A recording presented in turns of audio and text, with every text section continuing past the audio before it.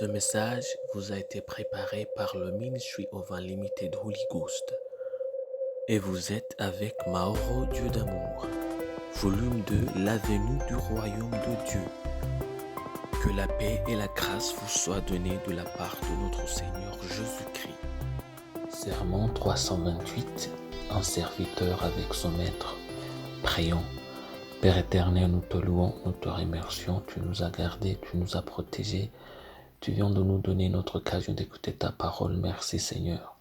Que ton nom soit sanctifié, que ton règne vienne, que toujours ta volonté soit faite sur la terre comme au ciel. Au nom de Jésus-Christ, Père, nous prions. Au nom de Jésus-Christ, Père, nous crions vers toi. Que tu nous pardonnes de toute forme de péché que nous avons commis. Que tu nous purifies. Que Père, nous soyons purs par le sang de Jésus-Christ et que nous soyons purifiés par ta parole. Au nom de Jésus-Christ, Père, nous prions. En tant que nous allons écouter ta parole, nous prions pour que ton Esprit Saint ouvre nos cœurs, nos pensées, qu'il ouvre aussi nos oreilles et nos yeux afin que nous puissions comprendre, écouter, appliquer ta parole. Au nom de Jésus-Christ, nous prions. Nous voulons marcher selon tes préceptes et selon tes commandements. Nous prions, oh Père, au nom de Jésus-Christ, que nous soyons humiliés pour que nous puissions être conduits par le Saint-Esprit, pour que nous soyons dirigés par le Saint-Esprit dans tout ce que nous faisons. C'est au nom de Jésus-Christ que nous prions. Amen. Aujourd'hui, on va lire en Éphésiens chapitre 6, verset 9.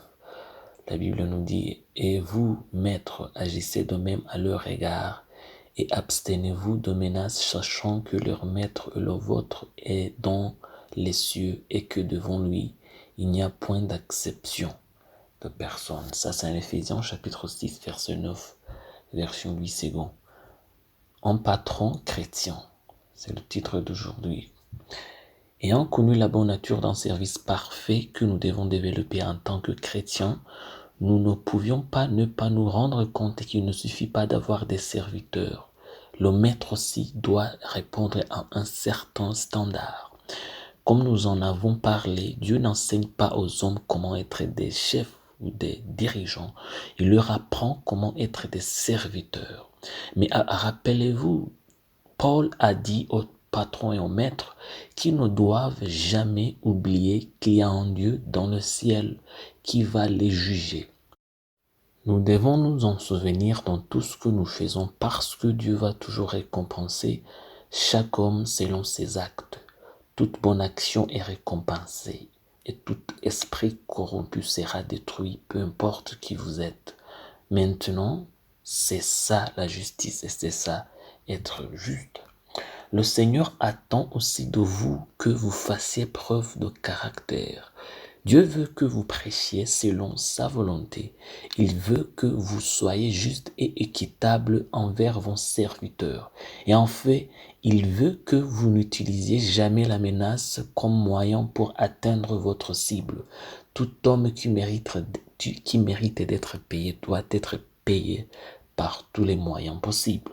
Donc, en tant que patron chrétien, vous devez être juste et équitable.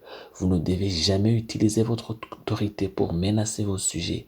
Et chaque homme que vous employez doit être payé pour le travail qu'il a fait pour vous. Prions. Père éternel, nous te louons, nous te remercions.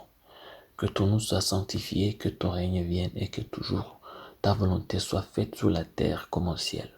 Au nom de Jésus-Christ, Père Céleste, nous prions que tu nous remplisses de ta sagesse pour que nous soyons des bons patrons et des justes patrons dans des différentes entreprises que nous avons. Nous prions au nom de Jésus-Christ que dans toutes les décisions que nous prenons, dans toutes les démarches que nous faisons, nous prions que tout cela se fait au nom de Jésus-Christ, que tout cela se fait pour seule ta gloire, Père. C'est au nom de Jésus-Christ que nous prions. Amen.